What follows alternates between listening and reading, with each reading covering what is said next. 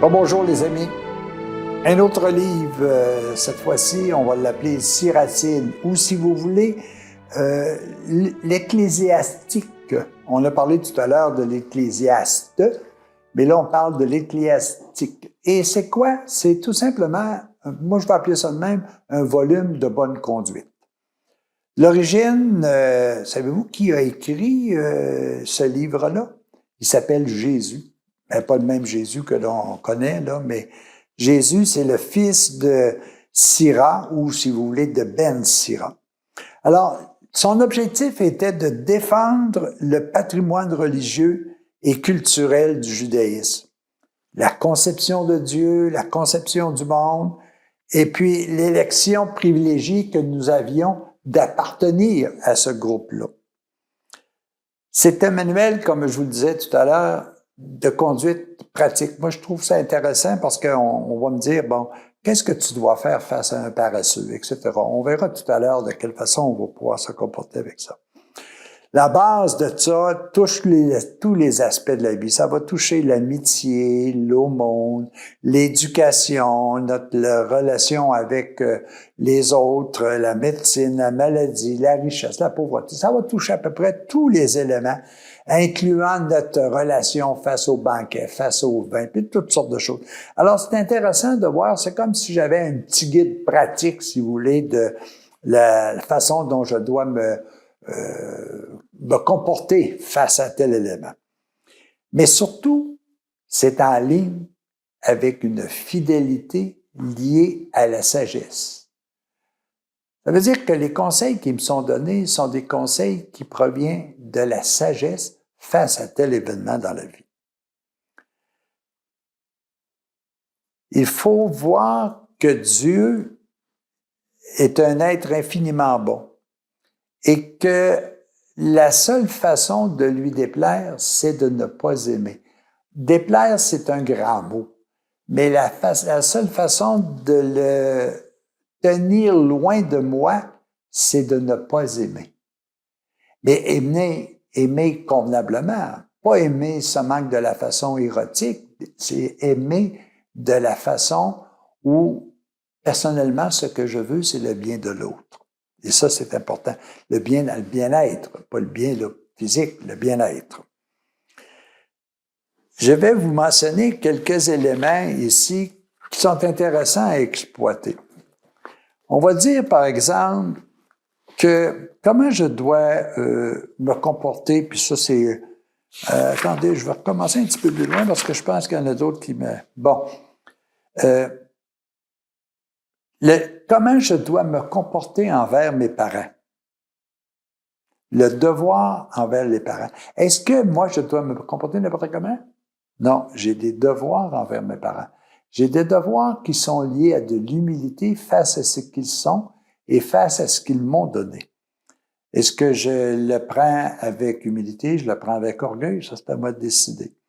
Comment je dois me comporter charitablement envers ceux et celles qui m'entourent? Est-ce que je suis dans une notion d'éducation, de pudeur? Est-ce que j'ai le respect humain des autres?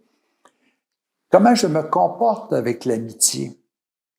Quels sont les conseils que l'on doit donner aux enfants, aux parents, aux pauvres, aux éprouvés? Quels sont les conseils qu'on doit leur donner? Ça, au livre de Siracide, il nous donne des éléments pour pouvoir réagir de cette façon-là. De travail avec prudence et réflexion. Quels sont les rapports que je dois établir avec les hommes? Face aux gouvernants. Et ça, on devrait lire ça régulièrement. Un gouvernant, c'est celui qui éduque, c'est celui qui instruit. Comment moi je dois me comporter? Est-ce que je dois simplement être en révolte face à leurs décisions? Est-ce que je dois toujours être en critique? Ou est-ce que je ne suis pas capable de voir ce qui est beau et ce qui est bon? L'exemple que je peux donner, c'est tout simplement celle que nous vivons ici. Oh oui, on passe notre temps à dire, ah, ça, c'est pas été fait. Ça n'a pas été fait. Ça aurait dû être fait. Ça aurait dû être fait. C'est comme si on était à leur place puis que c'était simple. Mais est-ce que vous observez que nous avons des systèmes sociaux qui nous aident énormément? que nous avons la possibilité à l'intérieur de notre organisation d'avoir des recours extraordinaires, d'avoir de l'aide, d'avoir des organisations dans la santé, dans l'éducation. Mais pourquoi qu'on ne remercie pas nos gouvernants pour ça? Pourquoi qu'on est toujours dans un mode de critique et de chiolage? Ça, c'est intéressant de le voir comment on doit se comporter face à nos gouvernements.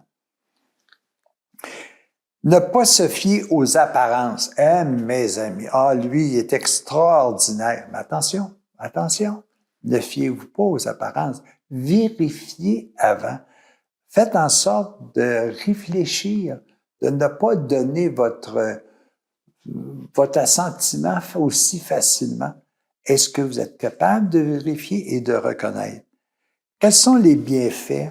Est-ce qu'il y a des bienfaits? Est-ce qu'il y a des vrais et des faux amis? Ça aussi, à l'intérieur de ça, comment je fais pour évaluer que c'est un ami qui m'est sincère?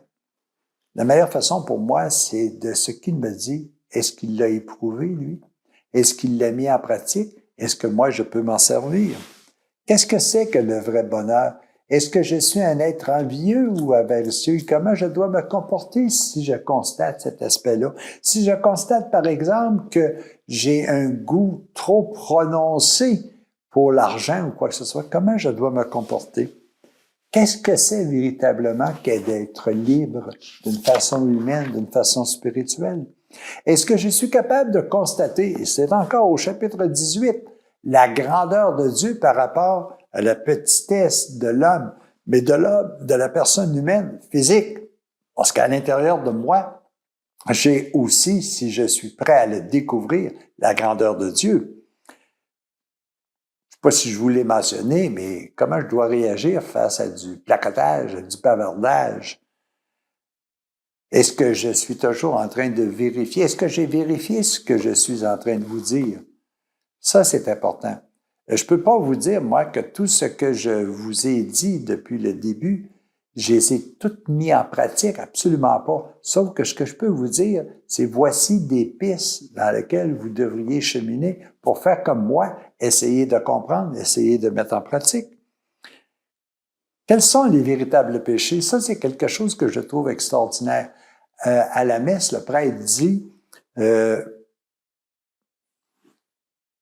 il dit tout simplement, efface mes fautes, purifie-moi de mon péché, lave-moi de mes fautes et purifie-moi de mon péché. J'ai un seul et unique péché, ne pas vivre selon ma nature divine. Toutes les fautes sont la conséquence de ce seul péché que j'ai fait dans ma vie. Ne pas vivre selon ma nature divine.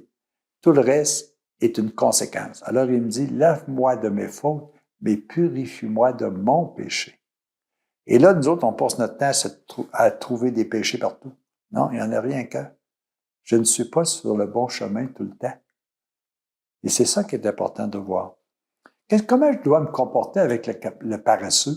Est-ce que je dois tout simplement le dénigrer ou est-ce que je dois essayer de comprendre pourquoi il est comme ça?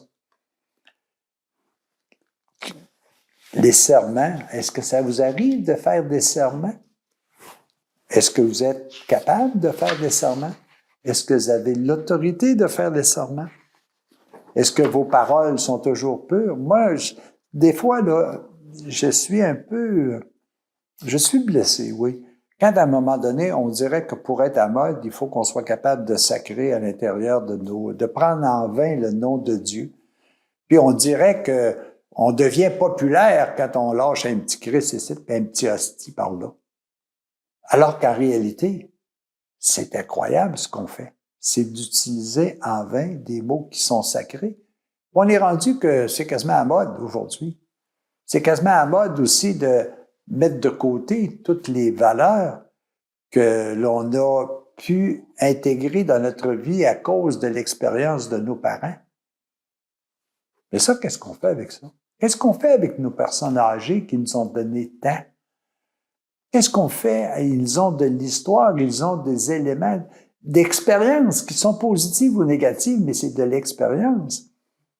Est-ce que je dois suivre? Moi, je me souviens très bien à un moment donné que mon père, quand il me parlait de la guerre, ce que je comprenais, c'est qu'il avait souffert.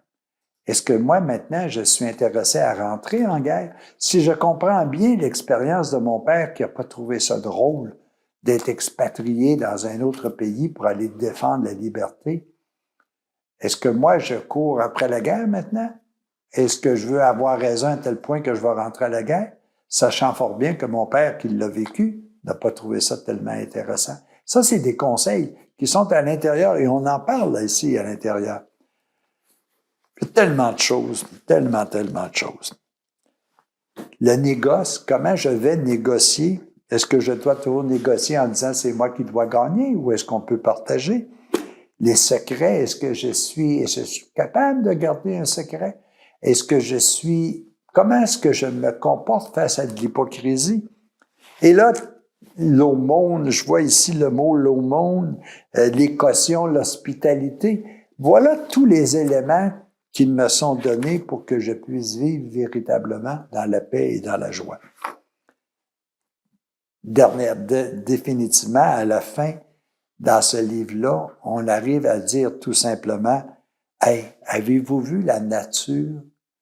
Êtes-vous capable de louer la nature, le soleil, la lune, les étoiles, l'arc-en-ciel, les merveilles de la nature? Est-ce que vous êtes capable de prendre le temps de remercier pour ce qui vous est donné sans effort? » Et n'oubliez jamais que comme mon père m'a parlé des épreuves qu'il a vécues dans le temps de la guerre, si je suis capable de comprendre l'histoire de ceux et celles qui m'ont précédé dans le peuple de Dieu, peut-être que je pourrais m'en servir pour ne pas refaire les mêmes erreurs ou pour faire les mêmes actions qui les ont conduits à la venue de la vérité sur terre.